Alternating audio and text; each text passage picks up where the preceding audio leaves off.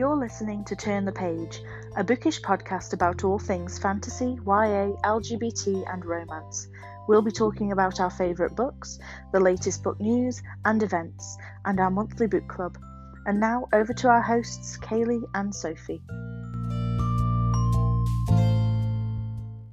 Hello and welcome to the very first Turn the Page podcast.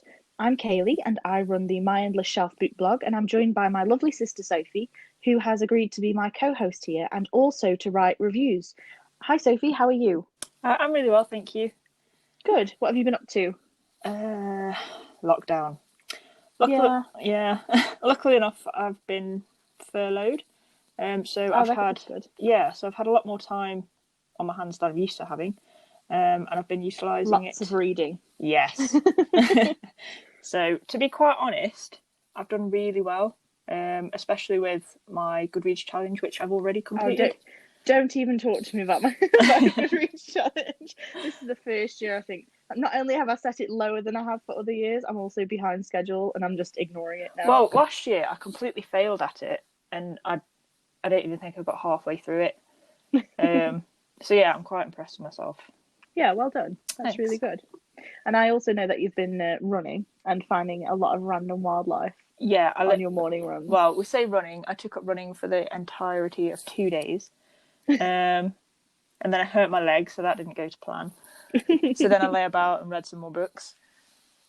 Yeah, I think that just proves that reading is the safest option. Do you know what I mean? Like, running's just really not good for your health. It's just... We should do exercise campaigns. Thinking of working out? No, don't. What you need is a good food. Yeah, I agree. Yeah. Yeah. I did blow the dust off my bike, though, and did some cycling and walking. So yeah, it was quite nice. Saw some nice wildlife in the garden and managed to get my camera out. That's good. I'm not even going to pretend that I've tried to exercise because I haven't. No. Yeah, I tried. It just didn't last very long. A few nature walks, but that's usually what I do anyway. So I'm not gonna lie, I did not start jumping around the living room watching Joe Wicks like my daughter did. I actually thought that they were like comedy shows. What, the PE thing? Yeah. No. To be fair, Rosie my daughter didn't really like it very much. She watched a few, and then I think his excited attitude just got to her. Yeah, that's what I mean. I thought he was just trying to be funny. Enough of him. Yeah, no, she just had enough. She was like, no, he's too enthusiastic, and she just gave up. Yeah, she's happy to do her very laid back yoga where she doesn't have to jump around and be all excited. But yeah, no. So yeah, lockdown has changed everything and has been relatively boring. Yeah. But like you said, has given us more time to read, which is always a positive. Yeah, I was going to say, when lockdown first started, my mind was a bit all over the place, and I thought, I'm not going to be able to read anything because, like, just thinking of everything, I couldn't really get into much. Yeah. So I started with my Audible trial again. Yeah. Well, my Audible subscription again. And it's I just love it. Like even when you're trying to get into a book and you can't because there's still stuff going on in your mind, and then that you put headphones in and somebody starts telling you the story, there's no room to think about anything else, so you just get absorbed into it. Yeah, and I think that's what I love about it. Cool. I've tried. I had a similar thing to you. Is I really struggled to read a lot at the beginning of the lockdown. Yeah. I mean, I was trying really hard to work as well, and I'm self-employed and trying to get more work in. So I think I put all of my energy into that, and I just had none left to read. So I've been reading loads of light, fluffy rom-coms and things like that just to get me through. Yeah. I've used Audible a little bit through the lockdown. I've been listening to Wolf Song by TJ Klune, which I've been listening to for ages, admittedly, because I listen to 15 minutes and then fall asleep. And that's got no reflection on the book because it's amazing. Yeah. And it's utterly heartbreaking, but I've just got no stamina anymore to stay awake. Other than that, I've just been using it for children's books because I've just been listening to books with my daughter Rosie. I keep saying my daughter, you know who she is. I know who but she I'm just saying that for anyone else. She's like my favourite and best sidekick in the world. Yeah, you have a bad influence on her, to be fair. I'm not actually sorry for it. No, I know you're not. But yes, so if anyone wants to check out Sophie's first review of The Deathless Skills by Kieran Millwood Hargrave, you can now do that on the blog because that went up yesterday. And actually, I did want to talk to you, Sophie, about that book because I am quite intrigued when I read your review because I haven't read the book about the two main characters because they're from a Romany gypsy family, which is actually part of our family history. Yeah. On our nana's side. Yes. Grandma's side. Nobody out of Stoke says nana, so everyone's going to think we're really strange. But yeah, and I thought that was a really interesting concept because I'm watching Peaky Blinders on Netflix at the moment, which I'm sort of half and half about whether I like it or not. Yeah, I've been meaning to watch that as well.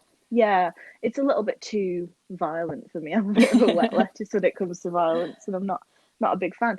But it's got, well, obviously the Romany gypsies feature quite heavily in it, and I do find it really interesting. Are they quite a big part? Is that culture quite a big part of the book then? It is, to be honest, and like I really liked how the author describes the discrimination and obviously everything that's associated with being, like, let's say, a traveller. Yeah. Do you know what I mean? And yeah, like how they're perceived in the book by the vampires as such. Like they're just so lesser. They don't deserve any kind of common decency or basic human rights. And even just reading it, like obviously you can kind of relate to stuff that's going on in the world right now. And it just makes you so angry because it's just like, why should someone's background or race, religion, colour, whatever, determine how they should be treated? We're not gods. We shouldn't get to decide that. Well, even the gods shouldn't. Well, that's what I mean. Like we're all just creatures that live on the same planet. Yeah. So I just So for that, I really liked how the writer captured that and. Yeah, that's really good. I mean, there's a similar case in the book that I'm reading at the moment, which is Lies We Tell Ourselves, and I've just completely forgotten who the author is because my brain's not here. Robin Telly. Yeah. And I'm only 20% into the book, and it is heart-wrenching. It's the way that they are treated, just because they are people of colour, is ridiculous, and it just makes you feel ashamed almost. That's what to be a white person as you are reading it. Even though you are not that way and would never think of ever treating someone that way. No. It's just unbelievable. And the way that it's written, it just takes you there. And it's almost impossible to explain. You feel the hate, and I don't know, it makes me angry because I'm just like, there's no need. Yeah. No, exactly. I'm reading this book and I can feel my blood boiling as I'm reading it. And I suppose that is the intended reaction. Yeah. But yeah, I know what you mean. But yeah, I also wanted to say that I didn't know, like you said in the review, that it was a retelling of Dracula. Now I've read about 50% of Dracula. I admit I haven't read the whole thing. It's kind of. It's not really a retelling of Dracula as such, but it's more of a side story. You know, like how Dracula has all of his brides and his girls. Well, it's kind of. It goes on to tell you about that side of the story. Yeah. I should know a little bit about Dracula. I was in a play about Dracula. To be honest, Dracula's not actually... A long time ago. He's not actually referenced in it that much. Okay. Which is, like, obviously where I went on to say, like, I would have liked to know what his personality was like, because at some point, like, he's made out to be, like, really cruel and heartless, do you know what I mean? But then... when it comes to his girls, you can see that he does appreciate them. He does care for them. Do you know what I mean? So I would have liked for it to just elaborate a little bit on that, so that, like, is he really a villain? Do you know what I mean? Yeah. So yeah, I'd like to sort of get my own take on that. So I'm going to add that to my TBR. And the cover's just so pretty. Like, yeah, I did like the cover. It is very, very nice. I do like the whole gothic look of it. Yeah, I think the animals. I kind of hoped for a little bit more, like, darkness. Oh, okay. Yeah, because you're a very big fan of all things dark. Yeah, not so much horror, but you like a lot of thrillers, though, don't you? Yeah, I do love a good thriller, especially with, like, psychopaths and murderers. Yeah. I just love good twists. I think good unexpected. Oh my god, what the hell just happened? Yeah, well, just read the end of this punch book. you in the face. Yeah, because I can think of like some of my favorite books, and I'm probably just pulling the most obvious one here for me is just like Nevernight. You read Nevernight and you get to a certain point, and I won't reveal for anyone what it is, but you get to a certain point, not too far into the book, and you just go, oh my God, what the hell is happening? Did that really just happen? Is that a thing? And from there on, it just keeps throwing these twists at you and these great things. And I think that for me made that amazing. And I just love that from a book. It's a really, really good thing to have. There weren't that many twists, I don't think, in the Deathless Skills, but when it comes to the ending, you like, I stayed up all night and read it in, I think, pretty much one sitting. Yeah. And I think it was well past midnight when I finished, and I'm lying in bed and I've got the book open in my hands, and I come to the last page, and I couldn't close it because I was like, there's no way that it's just ended there. Why? How? Yeah. What am I supposed to do now? I can't go to sleep. Do you know what I mean? I need more. Yeah, I know exactly what you mean. So, yeah, I've had that happen to me. More. Yeah, so quite a few times. So for that reason, like this book got me a little bit. Yeah. So. And I do think, as well, I wanted to say, very well done, because your first review is great. Oh, thank you. I really love it. And it did make me want to read the book, which, as it's a 4-star, is obviously the point. So, yeah, to be honest, I was torn whether to give it 3 or 4 stars. And originally I did. You could have gone with 3.5. So. Originally I gave it 3, and then I went back and changed it. Yeah, I did change it because I thought, that. We all do that. There's many times I've given something 5 stars and then I've gone back and knocked it down, or I've given something less and then put it up. Yeah, so, I think if I think that's just part and parcel of being a book blogger. Not thought about it since. Like, I finished this book well over a week ago, I think. And the reason that I gave it an extra star is because I still keep thinking about it. Yeah. So always a sign of a good book, especially as well when you said that you read it in one sitting. I think a lot of the time, if it's that good enough to keep your interest for that long, and to keep you just completely gripped and forgetting about everything else like food and sleep, then you need there's sleep. Many times where I've gone to sleep at 3 o'clock in the morning, woke up the next day and have used the excuse, I had a really bad night's sleep, when really it was just the fact that I've used that so much in lockdown. Like I said, since getting back into reading, like I'll get up the next day and my mum's like, oh, you look really tight. Yeah, I had a terrible night's sleep. I don't know what it is. No, it's just that other chapter that we just couldn't stop reading. Yeah, exactly. So, other than the Deathless Skills, what else have you been reading over lockdown? Okay, so obviously I mentioned that I was going through my Goodreads list, and I don't know if you can remember some of our books last year or the year before. Yes. We've had some great book hauls, and one of the things I'm hating about lockdown is that we can't go book shopping and have a little coffee and a cake and just peruse what we've bought. Yeah, one of my favourite things. Well, anyway, so I thought I'd try and choose the books that have been kind of forgotten about for the longest on my shelf. Okay, yep. I feel quite sad for them. It's like when you give to the dogs home, you always want to rescue the dog that's been there the longest. Yeah, that's really true. Oh, you've made me sad now. Don't talk about that. No, that's just like how I was looking at my books, like, oh, he's been there such a long time. And so I decided to choose Disclaimer, which is one that I picked up from a charity shop. Again, I'm really, really bad for doing this, but I only chose it on the cover. Yeah, no, but we all do, and I think that's one of the biggest misconceptions about reading, is everything is don't judge a book by its cover, but it's the first selling point, and if the cover doesn't draw you, oftentimes you're not going to pick up that when you're looking in a shop or online, you just, if it doesn't jump out at you, you just scroll past it or you walk past it. Exactly.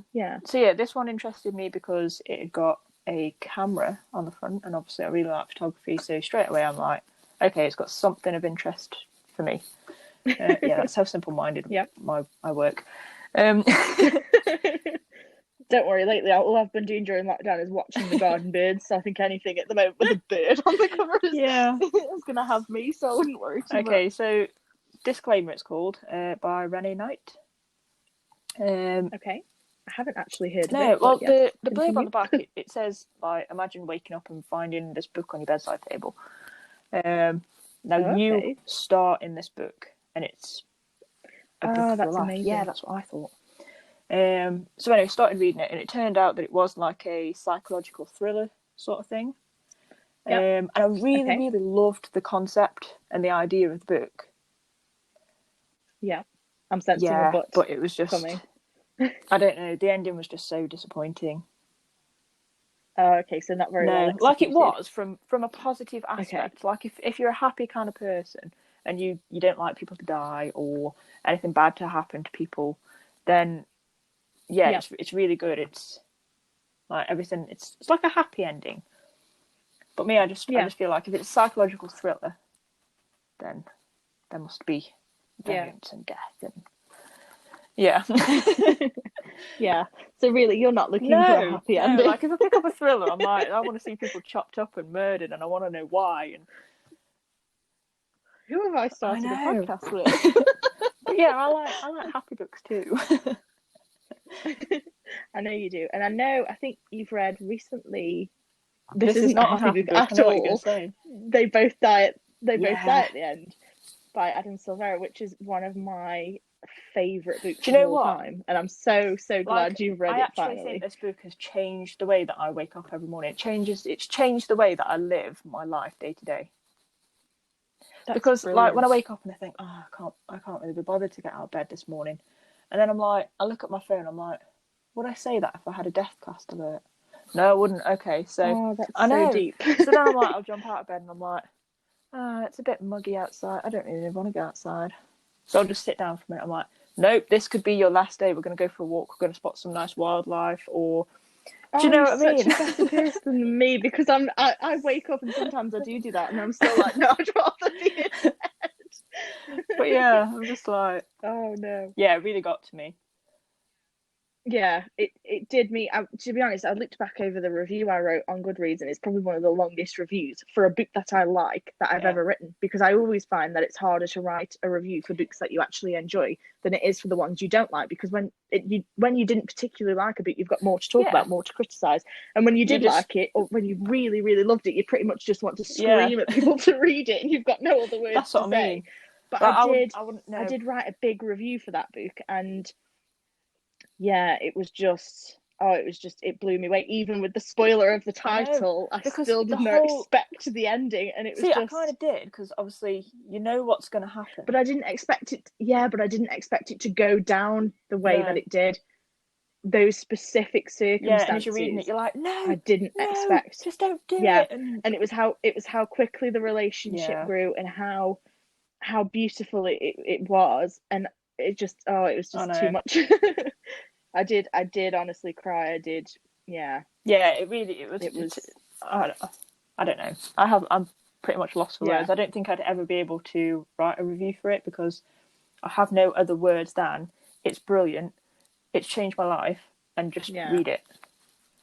So yeah, and to be honest, I mean, it really, really got to me, that book, because there's a bit in it that I don't know if people know, that when there's a company that when you die, can turn your ashes into a biourn, which then planted grows into a tree. And I've known about this for years. I'm pretty sure we discussed it over coffee and cake on a book haul once. Yeah, and I've said for years that this is what I know it's horribly morbid, but this is what I want. I want to become a tree. I think it stems from watching Rosie and Jim when I was little. And the episode where she's on the barge with the tree. Yeah, exactly. And and I think when that part of the book came around as well, it just resonated with me so much, and I think that's why it will always just be one of my favorites. But at the same time, I think even though it's one of my favorites, I'm not sure that I'd reread it again. Especially, I mean, I don't even know when I first read it. I think it was at least 2 years, 2018. So 2 years ago. And I'm like, even now, I'm still like, I don't think I'd reread that yet. I feel like I need a bit more time. I don't think I'd reread it because I feel like it's achieved every purpose that it could possibly have for me. Do you know what I mean? Like, it's made me appreciate so much more, and like the relationships that you have with people, and sense. I don't know, just everything. Yeah. So, it is a fantastic book, which makes me want to read more of Adam Silvera's books as well. I think if I read it again, for me personally, I'd just dwell on the fact that life's so short, and I think that's where it'd potentially become like a negative impact rather than the positive one that I have now. Yes. So, makes sense. Yeah, Cool. Have you read anything else? I also read... Anything of note? Yes, I read 3 books called The Army of Chronicles, which I have harped onto you for a while now to read them. Yes, you have. Yeah. And I still haven't added them to my list. No, again, these really stuck with me. Like, obviously it's a fantasy type book. It's got all these fantastic creatures in, like Tira panthers that are like big sabery type panthers that you can ride into battle, and oh, that's cool. Yeah, it's wicked. I don't really know. Sounds a bit like the ones from Children of Blood and Bone. I've forgotten what they're called now. Yeah, I can't remember what they're called. I know what you mean. They're like big leopards or something, aren't they? Or something like that. I'm probably getting it completely wrong. No, I think they are. I just can't remember what they're called. Yeah. So yeah. But yeah, sorry. No, I was quite obsessed with those for quite a while, actually. Okay. Again, I loved everything about it. Yeah? And what were they called again? It's the Army of Chronicles. So you've got the first one, which is Heart of Mist. Yeah. And then I think it's Reign of Mist and then War of Mist. Oh, okay. And they're by Helen. Yeah. And I don't remember her last name at all. I just know it's Helen something. Hang on, let me find it. But yeah, never mind. Apologies. Yeah, I didn't actually make notes on these ones. No.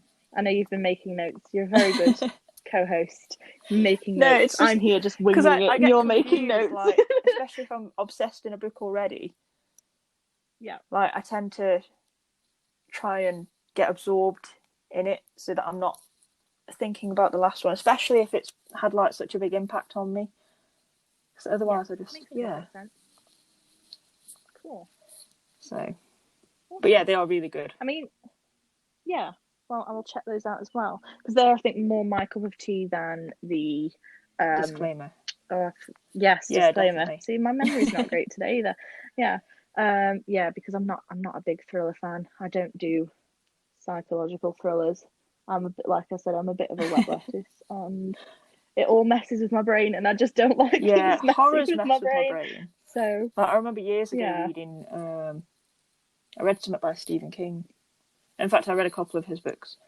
I've read nothing by Stephen King, and I will admit that I'm freely. not kidding you. To this day, I still can't sleep because of like the pictures that I drew in my own mind with his words. Yeah. Really?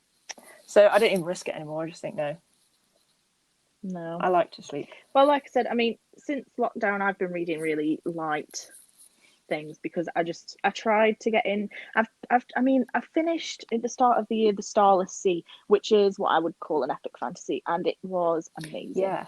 And I absolutely loved The Night Circus. I know it has it's sort of Marmite for a lot of people. Some people love it, some people hate it. I love it. And it was, that was probably one of my favourite books for a really long time. And then so as soon as The Starless Sea was announced, I was like, yes, definitely, I'm going to try that. And the description as well sounded fantastic. And it's got LGBT rep, and I was like, yes, thank you. So, this is definitely, and it's all about books. And I was like, yes, this is definitely right up my alley. So we're going to read this.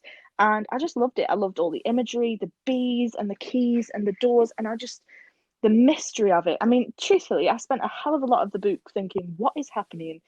I don't even understand what's going on. All I know is I really like the main character, Ezra. And then I'm reading it. Oh, sorry, Zachary. I'm lying. Zachary is his first name. Ezra is his middle name.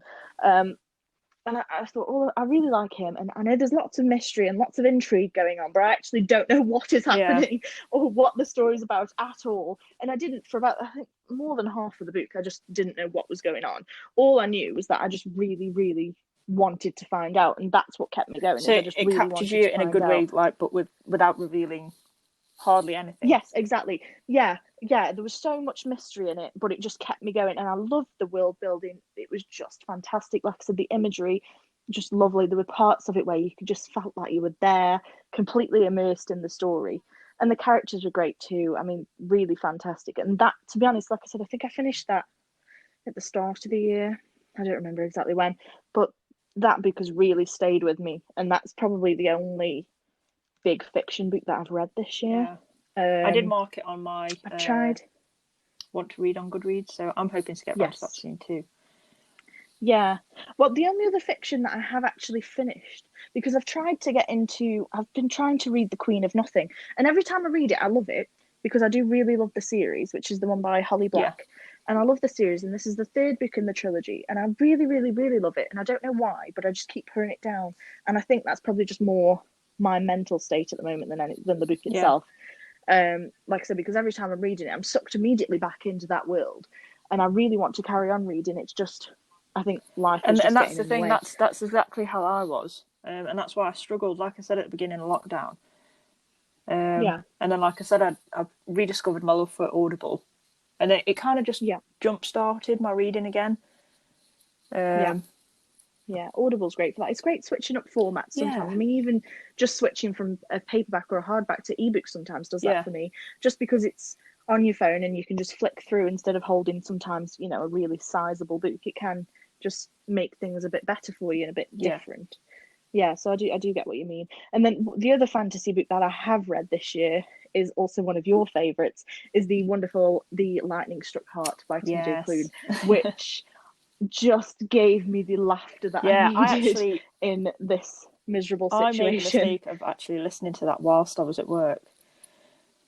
You've told me about this before. I just burst out laughing, and obviously colleagues are like, "What's so funny?" It's like, I can't tell you. You literally can't tell them. Because how do you talk about a gay hornless unicorn in the middle of work? Yeah. For anyone who hasn't read books by TJ Klune, please do. His work is amazing. He does everything from comedy to really, really heart-wrenching, dramatic stories about grief and loss. And his work's so diverse, but his characters are just flawless. They're so varied, and each character is their own personality and their own unique voice, and it just sort of sucks you in. And The Lightning Struck Heart is it somehow manages to be extremely funny but extremely heartfelt at the same time, and it's just one of my favorites. And that really helped me. That was probably my favorite read last I was going to say I've switched that really up. That's one that I switch between reading and listening, and I can honestly say that the Audible version that's read by Michael Leslie, the voices are they are fantastic. Yes, he's hysterical, but I often find that I can't listen to the Audible version because I'm so busy laughing that it just takes over, and then I have to switch back to the book just so I don't hear his hysterical voice in my head. I just loved it. It's such a like a feel good that book was great. As well. Yeah, and then I think also I read the Heartstopper Volume 3, which I don't think you've actually read. It's a graphic novel. And it started off as a webcomic by Alice Oseman, and it's brilliant. It's so cute and adorable. And so Volume 3 came out, and I bought a copy of that. So I reread Volume 1, Volume 2, and Volume 3. I think I reread them all in about an hour and a half because they're so short, so quick, just because it's a graphic novel. But it was just an hour and a half of just cute escapism, and it was just lovely. And then I think the only other one that I read that I wanted to mention was Carry On by Rainbow Rowell. I had the second book, Wayward Son, I think possibly on one of our book hauls, but possibly maybe. So I'd sort of forgotten what happened in the first one, which I know isn't great. So I decided to reread them both. And I did really like it. I just wanted a bit more from it, really. I really like the two main characters, Baz and Simon, and I just wanted a little bit more of their relationship, which I just didn't feel like I got, really. And to be honest, as I was writing my review, I was just like, why do I even like this series? Like Simon and Baz are amazing, but I just felt like I was turning page after page after page, just waiting for something more to happen. And the ending, I just got really frustrated. I just nearly threw my book across the garden because I was reading outside and I was just like, what is happening? And then we've got to wait for a third book, and I'm just like, what's going on now? I hate the fact that we have to wait for them. I saw a quote on Goodreads once, and it's just too relatable. Like, if you could be friends with an author, like your favourite author anyway, do you know what I mean? You could just... Yeah, don't ask me who mine is, because that's an awful question. It's like asking someone their favourite book. It's impossible to answer. too hard. I don't even know how you could just message them, and like if you're feeling down today, they'd be like, oh, okay, here's something new for you to read, and they just ping it across. Do you know what I mean? Yeah, you need to write a book. You need to write a book. I am doing. It's just taking a while. But yeah. Okay, so let's move on. So I wanted to introduce something that we've been talking about, a book club, which we've wanted to do for years, but we thought it would be I remember I remember we practically planned this out in full, again on one of our coffee and book haul days. Yeah. It was exciting, and then we never pursued it, did we? Yeah, we even picked the coffee shop where we were going to meet up and do the book club. But yeah, then again, as we said, life just sort of gets in the way. So we've decided to do a virtual book club, which is going to run monthly along with the Turn the Page podcast. So basically, each month we're just going to choose a book to read. We're going to read it over the month, and in the next podcast we will discuss it, and everyone can feel free to join in, read the book along with us. Come and have a little chat with us afterwards. You can comment on the blog or on social media, wherever you like, and we will chat about it. So this month we have chosen Hour of the Bees by Lindsay Eager, which sounds really great, and I'm really excited for it, actually. It's got dementia representation in it, and for me, I think what drew me to this was the bees, because I read The Starless Sea, which has so much bee imagery, and bees are a recurring theme. When I saw this, I was just like, bees, I think that's something I think we both had the same idea in the bookshop, didn't we? Yes, because I picked it up and then it was the last copy and you wanted it. As I remember, I picked it up and you were like, oh, it's my birthday. Oh, and it's the last copy. Yeah. Yeah, I've done that a few times before. It's good that you love me. I know.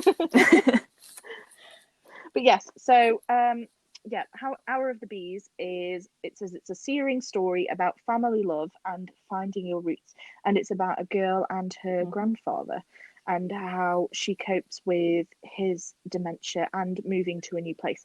So it does sound really cool, and to be honest, the blurb doesn't really give much away. And I'm wondering, I haven't even looked it up on Goodreads to see what the categories are, because I don't want it to spoil it. I was going to say, I haven't. The impression I get is that there is a bit of fantasy, because the bees, to me, that how they seem to be following her around in her grandfather's stories. I'm supposing that there is some sort of element of I feel like there's an adventure in there. So. Like there is a strong element of adventure, and obviously finding herself and So I'm excited for that, and I'm really, really looking forward to reading that over the next month. And then we'll be back to talk about that on the first Tuesday of next month. So I should have said this podcast will run on I'm lying, the second Tuesday of every month. Oh, I'm not very good at this. Yes, the second Tuesday of every month is when the podcast will be live, and it will be up on the blog, and you can listen to it in audio, and we will also include a transcript so you can read it as well. Anything else to add on the book club? I'm actually quite happy that we've decided to do a virtual one. I know we talked about obviously physical meetings and stuff before, but for me personally, as you know, I'm quite shy and reserved. So I just think people might feel more confident and comfortable with the fact that it is virtual, rather than and I think that's it. And obviously, just especially with what's going on in the world and germs and stuff. Yeah, I just thought it might make it a bit more accessible to more people as well. And obviously, it's because with a physical bookshop, I don't even know, a bookshop and a book. No, I'm being silly here. Sorry, a book club in real life. Obviously, it's almost determined by a location. It's got to be one you can get to. Whereas with this, anybody can join in. So wherever you are, feel free to pick up the book. Again, that's Hour of the Bees by Lindsay Eager, and feel free to read along over the next month. But yes, I'm really looking forward to that. So I think, what else did I have on my list? Oh yes, I wanted to talk a little bit about book news and events. Now, obviously, we all know that there is a lot going on in the world right now. So it's no surprise that books about race and anti-racism are dominating the bestseller lists. We talked a little bit earlier, didn't we, about the fact that I'm reading one at the moment. which is Lies We Tell Ourselves. And again, I've forgotten the name of the author. Robin Talley, that's it. And again, it's fantastic, and I'm really, really, I want to say enjoying it, but at the same time, as I said earlier, it's such a hard topic. It's so I think you powerful. enjoy being like educated in a way as to what it's like for other people. Yeah. But then at the same time, exactly. you get angry because it shouldn't be like that. Yes. No, and it shouldn't at all. And I have, through all this, I want to be a good ally, and I know that, you know, I just want to educate myself a bit more, and so I am trying to be a bit more conscious of the books that I'm choosing to read. And I do feel that I do read quite diversely anyway, but obviously I do want to make more of an effort to do so. I do want to be as educated as I can. But yeah, so that is a big topic going on at the moment. Are there any books? Because I know we were talking about privately. We were talking about Children of Blood and Bone, which I think is one that you wanted to read. Because I picked up. I was going to say I've actually already read the first one, and I absolutely loved it. Yeah, I have as well. And again, I love how it was fantastic. You've brought into a completely new world of culture and just a different way of living. And just, I don't know, it's just, I just really liked it. And like I said, I managed to pick up the second one, which was... Yes, Children of Virtue and I got Vengeance. That from Waterstones. It was I think it's a limited edition one. Yes, with the blue sprayed really pages. Yeah. So yeah, I'm looking forward to reading that soon too. Yeah. It's, what I really loved about it is I absolutely loved the cultural insight, and I loved that it was also wound in with the epic fantasy. You know, the magic and the revenge and everything. So you just have like a better way of explaining things than I do.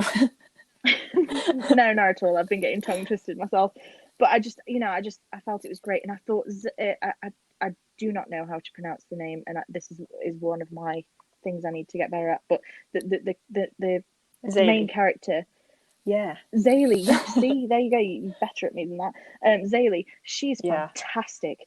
And I absolutely loved her character. I thought she was the perfect lead. She's so outspoken and so passionate and bold. And I just thought she's just the brilliant character. And just the cliffhanger at the ending, I was just like, again, it was just one of those ones that really annoyed me, because I was just like, no. Okay, I don't know how to live my life now.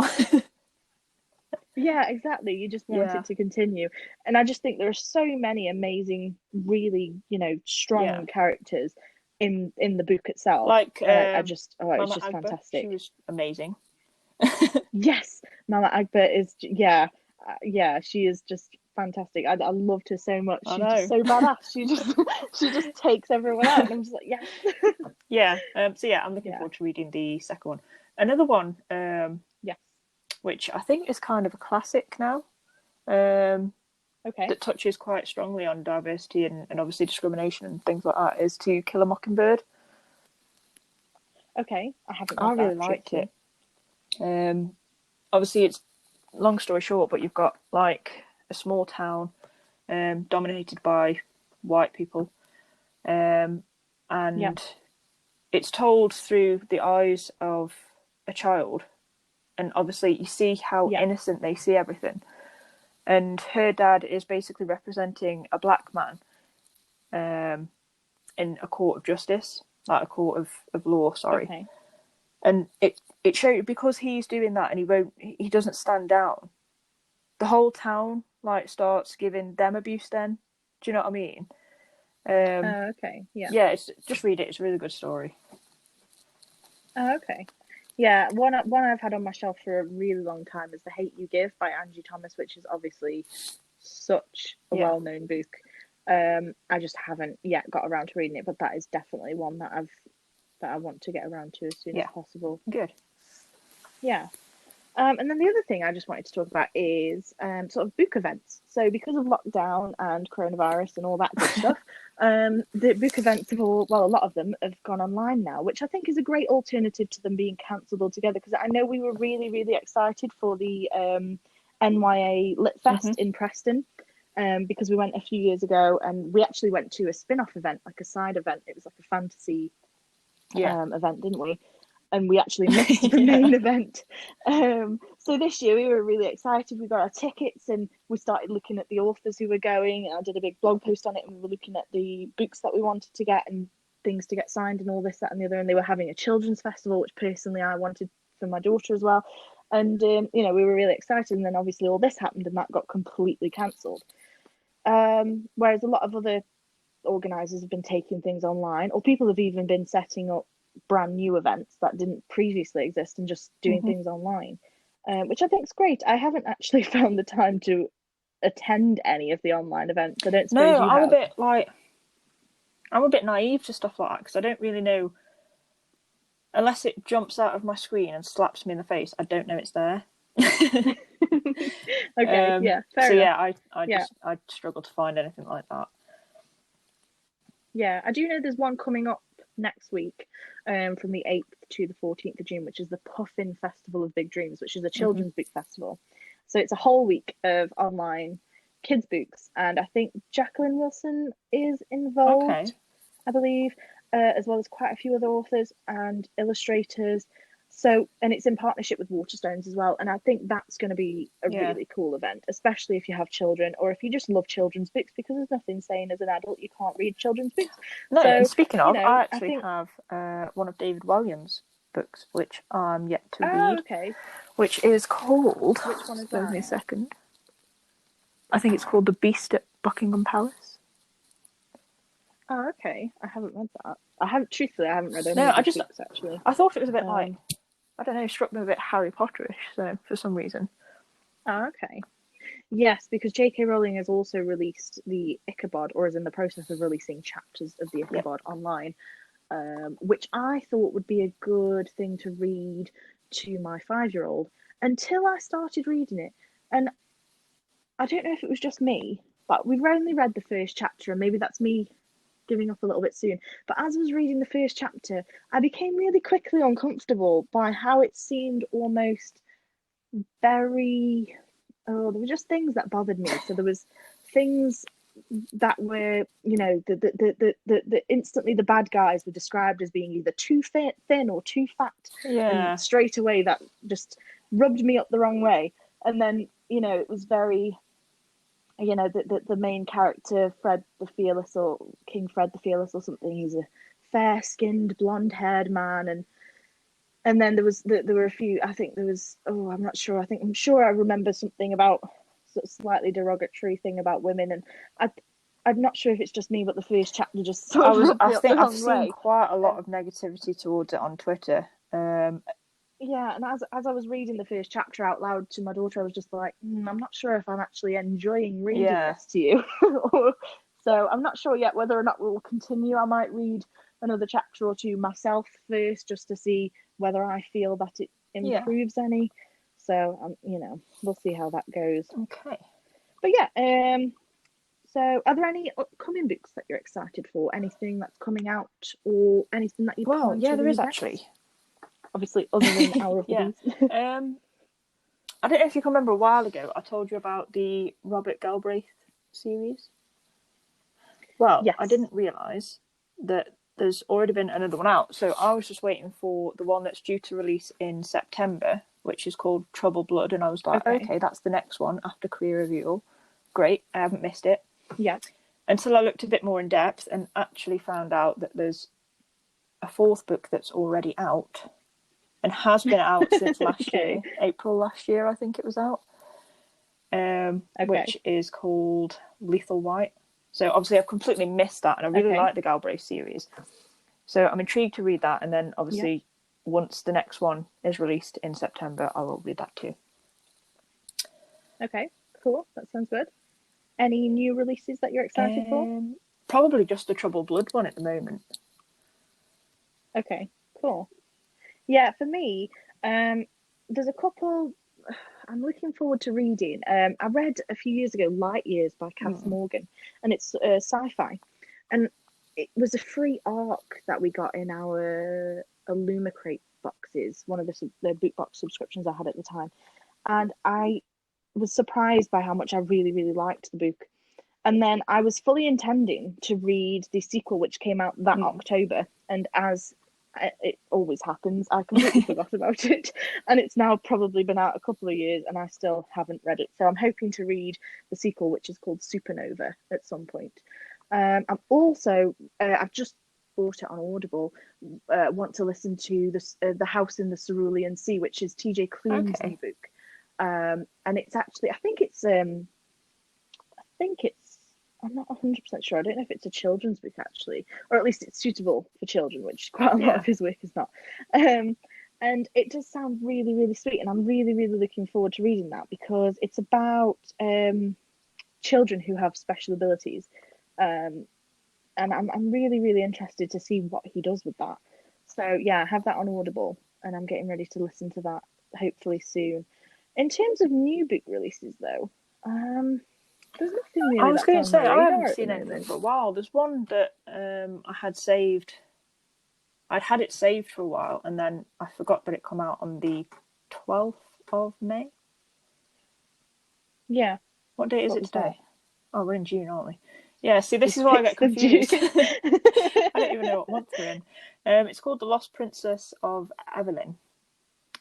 And I'm pretty sure it's a series book, and it's the first one in the series. Okay, cool. I don't really remember what it's about, but I remember that I was excited to read it. Yeah, that happens so many times. You add things to your TBR and then you have to go back and look at it. Oh yeah, that's like, why did I actually add this? So yeah, there's that one, why. and then there's one that I bought a while ago, again because of the front cover. It looks so pretty. Which is called The Bone Houses. Okay, but then when, like, obviously, because I do this thing where I jump in with both feet and then I buy something, and then I'll look it up to see if it's my cup of tea or not. So reading all the reviews, people are like, "Oh, it's fantastic! It's a brilliant book," but it's really scary. So I'm like, well, I can't not read it because it's so pretty. But yeah, I don't think it's going to be scary enough to be classed as a horror as such. But scary enough to possibly keep me awake at night. I'm not sure, we'll have to see. But yeah, I'm really excited to read that one. Yeah, cool. Like I said, I mean, I'm not really aware of anything at the moment, which is really bad. I think that's just me because I haven't really been looking. Because, like I said on my blog yesterday, and I know we were talking about it earlier, I've just been so distracted with work and everything that I haven't really been doing much. And obviously this podcast is one of the things that I wanted to do to try and get back into blogging and books and all of that good stuff. So no, at the moment I haven't got any new books on my list. But I do have a couple of other ones, and hopefully next month I'll do a bit more research and hopefully have a better list. But yeah, I mean, at the beginning of the year I made a TBR jar because my main goal for this year was to try and work through some of the books that I already have, because obviously being unable to go out shopping anyway, book shopping, I wanted to try and tackle some of the books that I have on my shelf. And I think I've been doing all right. I've read a few more of my own books than I would have done in previous years. That's kind of the same a few more for of the ones I already have. And like I said, I pondered in front of my bookcase for quite a while. And you can never, like, I don't know if everybody else is the same, but I can never just decide, right, okay, I'm going to choose that one. Do you know what I mean? I have to... No, it's always like you'd narrow it down to like top 5, and then you have to narrow it down even further, because I don't know about you, but I'm definitely. a mood reader. I'm definitely a mood reader. Yeah, I can't just read something because somebody says, here, read this. I have to be actually in the mood for it. And I think that's the same for a lot of people. I think you have a very special gift if you can just read something, even if you're not in the mood for it. Psychological thrillers come in. Because they're always quite tense and gripping, and sometimes a little bit horrific with how they're detailed and things that are going on. Like, once you've read that, you're pretty much in the mood for any kind of fantasy or happiness, or do you know what I mean? So if I'm struggling to find a book, chances are I'll read a thriller first. Yep, sounds good. See, I'm sort of I'm very much, if I can't find a new book I want to read, or if I'm not in the mood, nothing's getting me, I'll either read a rom-com, and especially it'll be something that I've already read before. So like Tara Civic, you know Tara Civic, she's a really, really funny author. And the amount of times I've just not been able to pick anything else, I've just thought, oh, I'll reread. I think that's probably one of my favourite books of all time. Yeah. And I'll just, yeah, exactly. And I'll just reread something like that, or something by Sophie Jordan or R.L. Mathieson. And I'm just, you know, just something that's a bit more lighthearted. And I'm just like, you know, oh, this feels like home. Yeah. This is comfortable. This, yeah, just something where I don't want to deal with anything too heavy. Because, I mean, you know, we do most of the time, a lot of us do turn to books for escapism. I know I certainly do. And a lot of the time I want to escape what's happening in the world. So I do oftentimes find myself turning to books that are, you know, very light-hearted and very, you know, just simple, if that makes sense. Just straightforward, happily ever after. This is, you know, what you're going to get, really. See, I'm like the opposite. Yeah, no fright, no. Yeah. Oh dear, yeah. Yeah, definitely. But yes, so actually I think this has been a really great first podcast, and I hope you have enjoyed it as much as I have. Enjoyed it. And I hope anyone listening has as well. Yeah, and I'm really excited to read Hour of the Bees, and I'm really excited to chat with you next month. The second Tuesday of the month. The first. Yeah. Yeah, that sounds good. Okay. Yeah, brilliant. So I'm going to leave you now and hopefully get some more blogging done. And you need to do another one as well if you want to. And yeah, so I will speak to you next month. All right, see you later. Okay. Thank you, everyone.